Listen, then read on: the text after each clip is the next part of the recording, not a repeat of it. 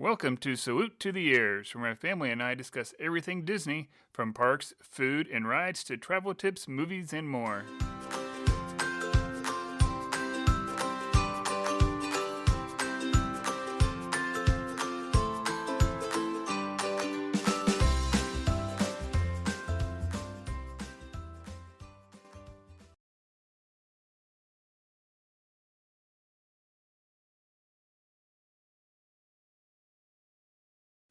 Hello, everyone. Welcome back to another episode of Salute to the Ears. I am your host, Jeremy Simon, and this week I am going solo again and bringing you the latest news and happenings of what's been going on out at Walt Disney World this week. And this week has been a fun, exciting week with the beginning of Boo Bash and merchandise coming out for the 50th and more merchandise for Boo Bash. And it's just been a fun, exciting week, starting to get some more news of things that are going on, what to expect. So what do you say? Let's hit it.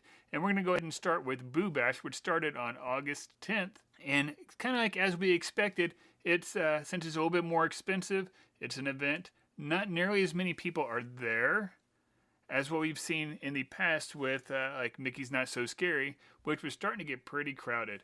It was getting tougher to do all the rides and see all the things during the time you were allowed. Yes, it was a lot cheaper, but yet you didn't get to experience everything.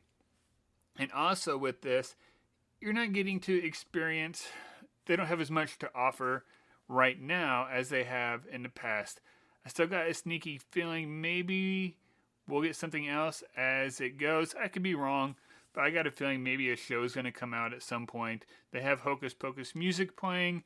Maybe we'll see that come out. They've refurbished the stage in front of the castle for a reason.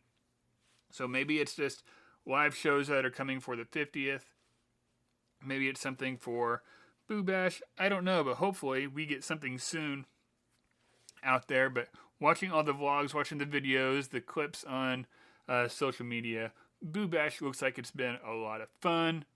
You got, not, like I said, not nearly as many people there, so you're getting the chance to basically walk on all the rides. You know, at one point during the night, I just happened to hop on my Disney Experience app.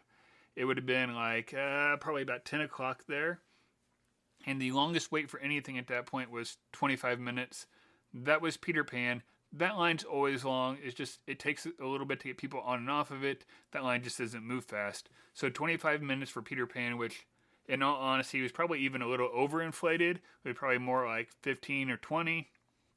Isn't bad. Everything else was basically a walk-on. Yes, it's expensive. You have to really weigh, do I really want to go do this? I think if I was going to do it, I wouldn't spend a Magic Kingdom day on that day. I'd probably go to one of the other parks and then hit Magic Kingdom that night.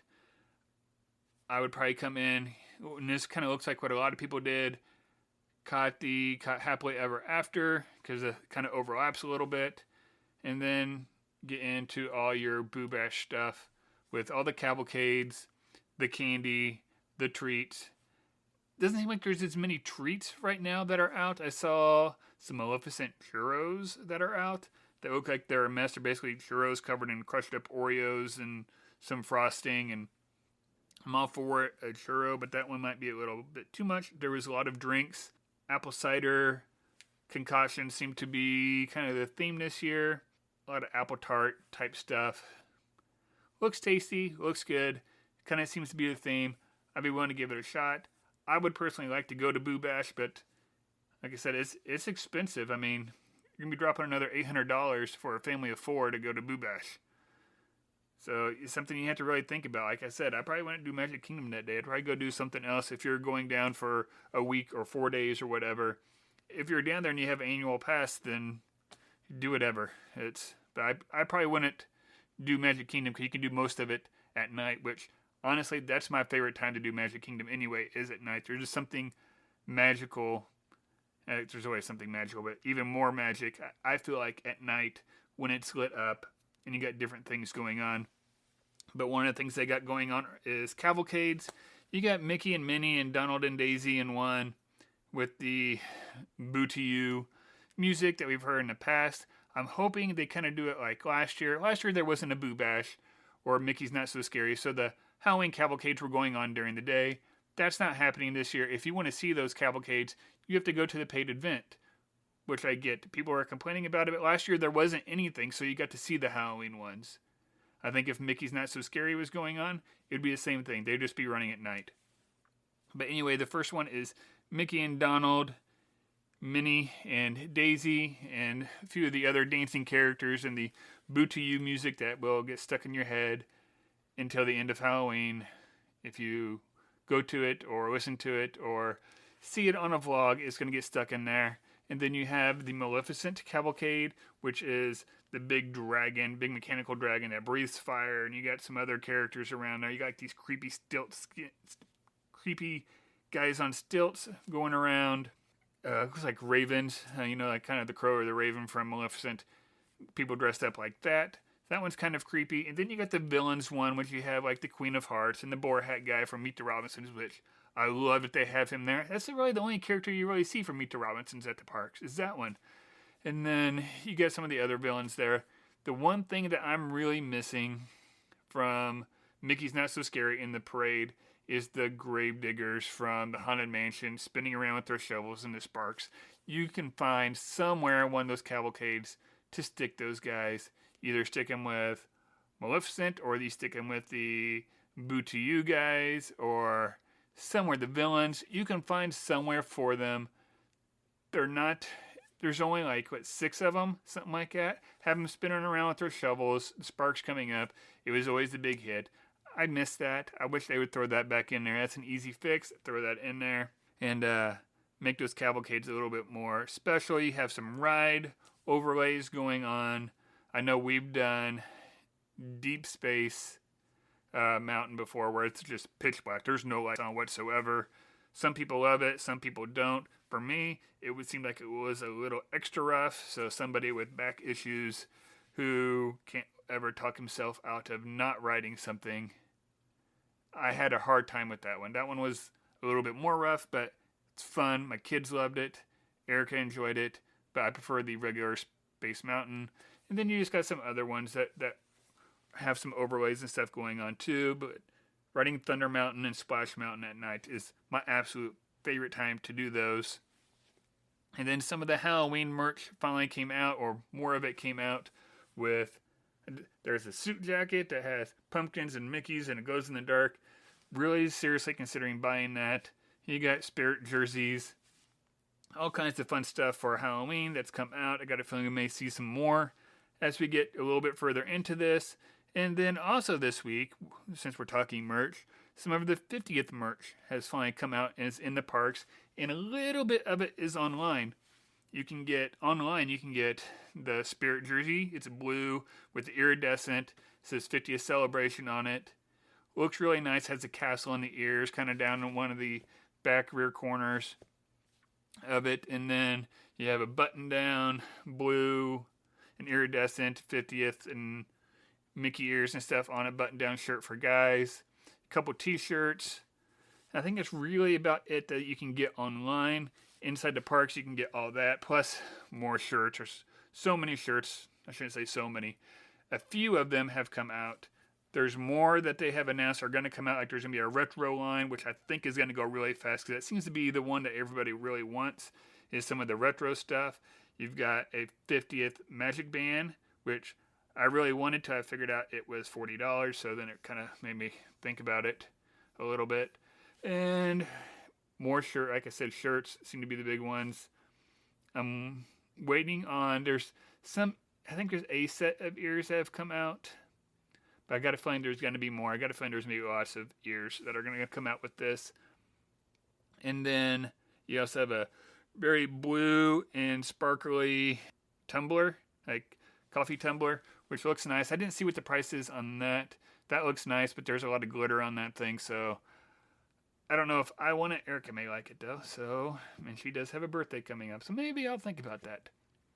I know she really wants the Spirit jersey. I think a lot of people want that Spirit jersey, so we'll have to see. I know stuff online goes out pretty quick. And inside the parks, which I like, especially if it's being enforced, I've heard conflicting stories, but they've put a limit of 2 items per person per visit on a lot of the items. if you've seen in the past, especially like whenever the parks reopened, and this was just after they announced that Splash Mountain was going to be redone, people were going in and buying bags and bags and bags and bags full of Splash Mountain merch, and then turning around and selling it for 3 times the price on eBay. Well, they're trying to kind of squash that as best they can. I mean, Disney really doesn't care because they're just selling the merch. But they also want customer satisfaction to be high. And people are getting kind of upset if they're going to get merch and somebody in front of them has arms full of stuff and then they're completely sold out. Or they're going in there with their own bags and just loading them up and then going up there and paying for it to sell it. So going 2 per person per visit to try and kind of squash that. I've heard some cast members are really enforcing this, some are not. And then people are also finding ways around it. They'll just go take it out to their car, come in, keep going back and forth, or get multiple people to buy stuff for them. So there's people that are getting around it, but hopefully it's giving people more of a chance to get it. I don't know what the deal is online. There's no stuff online sells out super quick. So hopefully some of that stuff is still there if you're wanting it. And then this week as well, let's see. Oh, they've some more statues. The statues keep rolling out. I think they're a little bit more than halfway. Some most recent ones, like today, Figment just came out, which I figured Figment was going to be one for Epcot. I'd been really shocked if it wasn't. So for Epcot, you got Figment and now Orange Bird as well. Orange Bird was announced this week, which that one kind of surprised me. But you got those 2 over there. You also got Flounder and Sebastian, which were named. And then R2-D2, which is a good one to be over in Galaxy's Edge. So they're really kind of hitting some of these secondary characters, which I didn't really necessarily expect. I really expected a lot of the main characters to be what was getting it. But I like the nod to some of these secondary characters that don't necessarily mentions, like Flounder and Sebastian. You think Little Mermaid, you're thinking Ariel. Or Ursula, somebody like that. But I'm glad that some of these secondary ones are getting it. And everybody loves R2-D2. If you've seen any of the Star Wars, everybody loves R2-D2, so I'm glad he got one. And Orange Bird and Figment have just been staples over in Epcot with some of the festivals, and they kind of got their own following. So I'm glad they got something over there. Yesterday, Bob Chapek, if you don't know who he is, he's the big cheese in Disney. He's kind of running the whole thing. Had his investor quarterly meeting. This is kind of where he's breaking down to investors like how the parks are going. And for the first time since they closed down for COVID, this last quarter, they made a profit, which doesn't surprise me because crowds have been up and things just keep going up in price. So it doesn't shock me that they made a profit. He said that basically he's expecting by the end of the year to be fully staffed and parks at full capacity. He says they're going to continue their aggressive but cautious increasing of capacity. I don't know how cautious it's been. If you've seen some of these crowds, it's been kind of crazy. One thing I'm hoping is if he's saying this place is going to be fully staffed, then that should mean some of these other live shows should be up and going, which is going to help eat some of the crowds. I know if they open up Indiana Jones back up, that takes up huge crowds at Hollywood Studios. And there's been some long lines there, and it's not a big park to begin with. I know you got Beauty and the Beast getting ready to open back up. They've already announced that one. Let's get some more shows going.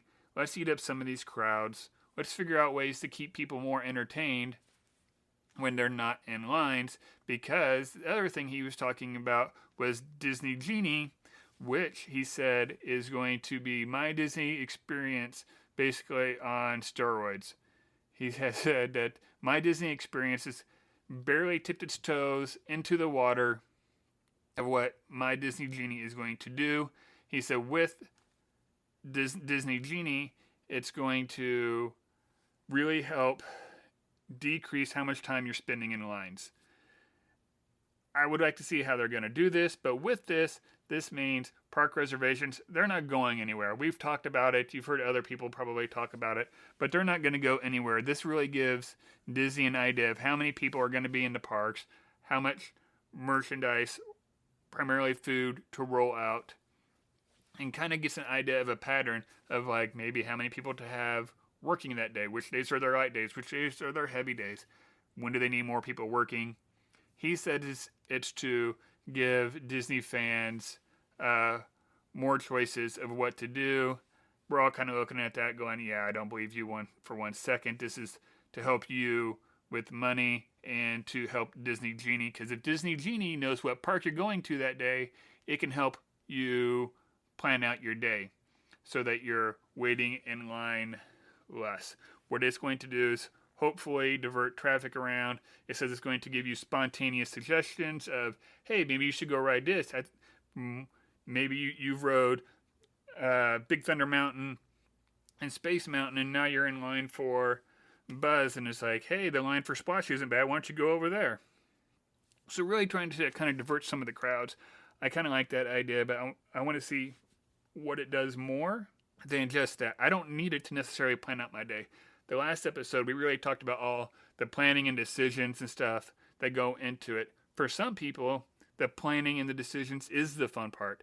I don't necessarily mind all the planning and decisions. It's kind of fun, but it can get overwhelming. So hopefully, for some of you, if the planning and decisions is overwhelming, hopefully this will help kind of smooth it out. And then with this, he says it's going to roll out here pretty soon. I got a feeling maybe at this next D23 event, and he's out there speaking, or Josh D'Amaro's out there speaking, we're going to learn more about Disney Genie and how soon it's coming and all of its capabilities.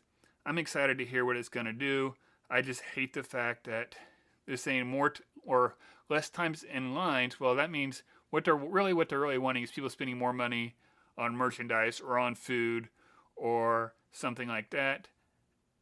As much as they've increased prices, it's going to be hard for a lot of people to spend more money on merchandise and more money on food when they've already spent so much money on tickets and resorts and now going from the airport to the hotel. So only other thing that they can do is increase the entertainment in the parks, more shows. Used to be you'd have like the Citizens of Main Street, or you'd have shows that's going down the streets at Hollywood Studios. Bring those kinds of shows back too to entertain people. You know, you got the janitorial staff doing designs with the water on the street. Those are fun, especially if people are paying attention and not walking all over it, which I keep seeing some people thinking it's funny and just going out of their way to do it, which I don't get. I don't get being rude and being funny. It makes no sense to me. They don't line up. But they need more shows. They need more entertainment. Hopefully, with the news of they're going to be fully staffed, all that stuff is coming back. And then, did he say anything else on the investors call? Oh, the other one. He's saying the increased cleaning activity that they're doing. So wearing masks, any kind of social distancing inside the restaurants that have come back. Sounds like it's not going to be very long-lived. I'm guessing probably middle of September is probably going to go away again. Kind of sounds like that's the mark for a lot of people who have put mask mandates back in order. They're going to see how it does up until the middle of September. I think this is kind of to get over the 4th of July push from COVID numbers going back up and seeing if they can get them to go back down. I don't really expect there to be masks come the 50th. I could be wrong. For some people, they want to wear a mask. Some people don't. If you don't want to wear it and it's not there, then you don't have to wear it. If you do want to wear it, then wear it. Don't let other people ruin your day. We got to be nice on both sides. Both people are passionate on both sides. So just be nice to people. We're going to Disney World to have fun. If it's going to ruin your day to wear a mask, or if it's going to really upset you to see people not wearing a mask, then don't go, because you're going to have people on both sides. People don't necessarily need to cater to what you're doing so that you can be happy, okay? You're going to have people on both sides. If either one of those sides you're really passionate about and you're going to feel really uncomfortable about going, then don't go. Move it back until you feel safe, until you can go and really enjoy it. The place is supposed to be about happiness and joy for people around you. So go, be happy, be nice. That's my 2 cents. And then news we've got today. So today is Friday the 13th.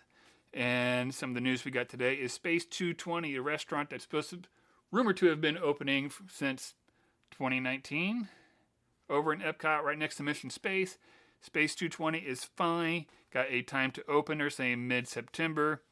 So coming up here, hopefully within the next month, that'll be mid-September. And they gave us some more details, some more pictures. You got to tour around with an Imagineer in there a little bit, see some of the stuff. It looks fantastic. It looks awesome. It looks like you're in space. You're going to have astronauts doing stuff on the outside of what's supposed to be the windows, but the screens, and different activities going on out there. A view down to Earth from like an elevator looking straight down that supposedly takes you up. And then outside on the screen, you're going to be able to see some of Earth. Looks fantastic. I'm going to tell you right now, it's not going to be cheap. I don't know if it's necessarily going to be a signature restaurant, but it's not going to be cheap. Plan to pay pretty big dollars for it. You're going to have a prefix lunch and dinner there. So I think they said the lunch is 2 or 3 course and the dinner is 3 or 4 course. I don't remember for sure. I don't have that on my notes, but it's not going to be, it's going to be pricey. It may be worth it to go do once, twice, it depends on what you're doing. It's another one of those things where more people are going to want to do it if they bring back the dining plan, which they keep saying is coming back, but they keep saying it was going to come back before the 50th. 50th is coming up in 49 days. They started their 50th count, 50 days to the 50th yesterday. It's 49 days away, so if it's coming back, let's bring it back already so we can get it going. People can plan their stuff. People can go to the restaurants they want, because we tend to eat at more nicer restaurants when we've already paid for everything than if we're just paying it out of pocket. I know there's some people say just save the money beforehand, but it's just something mental with us. And it is for a lot of people. If it's already paid for, then let's go for it. And it's with a teenage boy who likes to have steak every meal if he could, and I like to have steak quite a bit too. It can get pricey really fast. Hopefully that comes back. Then also today we had some other stuff. We got teasers for the Harmonious music, which sounds fantastic. Like I said before, it's like 140 different musicians playing in this thing. And you hear people singing different theme songs. You have bagpipes, you have violins, you got all kinds of stuff. Like just even the little bit that we got today makes it fantastic. I know it's not Illuminations. It really seems like Epcot and Illuminations, like their fans are some of the hardest to accept change. They're some of the most loyal, and they don't like change. It's, for me personally, Epcot was never my favorite place to go, was never my favorite park. I don't have that deep connection with Illuminations, but I get it. I just say, let's give this a chance. I know the Stargate and the tacos are ugly out there, but let's give this all a chance. Let's see if it works. The music sounds fantastic. I think the night show is going to be unbelievable. I think it's going to be great. I think it's going to blow us away. Let's give it a chance and see how it is. I'm really looking forward to that. And then we also got little even smaller teaser for the theme music for the 50th called The Magic is Calling. It's music written by the platinum songwriter producer. Oh, I can never pronounce her name. Elena Del Fonseca? I know I'm awful with names. I butcher names. But she's doing the music for it. You can hear choir in the background. It's gonna sound fantastic. I don't know if this is going to be for the fireworks show or if this is just a big theme overall that you're going to hear in all the parks. I'm not for sure. I'm looking forward to it. I want to hear more. The little bit that they tease us with is going to be great. But like I said, it's only 49 days away, so we're going to keep getting stuff. We're going to keep getting more teasers. They're really going to go in on this anniversary, I think. I think this is what they've been waiting for. Why we haven't been getting as much stuff during the summer, and why Halloween is not as big, why Boo Bash isn't as big, because it's kind of hard to have Boo Bash and the anniversary going on at the same time. So that's why Boo Bash is an event at night that's separate from the parks. So during the day at the parks, they can concentrate starting October 1st on the anniversary. That's really the big thing for this next 18 months. So Halloween next year might be kind of the same. We might be 2 years away from an actual Halloween like we kind of remembered it during the day. Same thing with Christmas. I got a feeling Christmas is going to be kind of the same way. And just like that, I have been proven wrong. Just coming out. Disney has released what they're doing for Christmas. So, good news. Christmas is starting November 8th, going all the way through December 21st. On select dates, it's not going to be every night, kind of like what they're doing for Halloween. But with this, what's coming out is there's going to be a nighttime spectacular with this, and it is called, let me find it here. It is Minnie's. Oh, hang on, let me find it again. Let me just read the whole thing. So we're so excited to let you know that Disney Very Merriest After Hours event will include a nighttime spectacular, Minnie's wonderful Christmas time fireworks, and the special holiday-themed parade. Yep, you've heard that right, a parade. So we're finally getting parades back. That is good news. And it also says Mickey and Minnie be joined by their pals from Frozen and many other favorite Disney characters, including the very popular Toy Soldiers. The festive parade will, of course, also feature Santa Claus himself.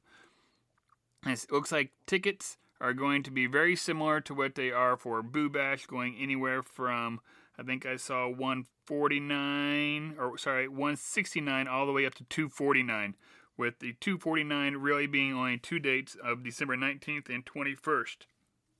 And it says you can get a $10 discount on select dates in November, or DVC members will get a select discount. And you can start booking them August 20th, so basically a week from today. So that's coming up pretty quick. Looks like they're actually going to be doing plenty of stuff for Halloween, including our favorite overlays. And it's going to be open for 4 hours. Most of the rides are going to be open. So it's going to be 4 hours instead of 3 like Boo Bash. And there's going to be dance parties, plenty of treats, and Snope. Snope is coming back to Main Street. And there's also going to be special photo passes and special holiday food and drinks. So there you go, Christmas stuff coming out. Had to throw that back in there because right after I recorded this, they proved me wrong. But one of the other things that came out today, and this is really the last piece I was going to touch on, there's really not much to this. They just kind of expanded some of the artwork for the icons on the park. So the castle, Spaceship Earth, Tree of Life, and Tower of Terror, and how they're going to be lit up with the iridescence and some of the stuff around them. They just kind of expanded it a little bit. I'm anxious to see how it's going to look in real life. The pictures look fantastic. A lot of stuff coming our way. It's going to be good. It's going to be fun. I can't wait to get back down there. I wish I could go down there for Boo Bash. I wish I could go down there for the start of the 50th and riding Remy's Ratatouille Adventure and all the things that are going on down there starting October 1st. Like, Epcot's going to have all kinds of things going on.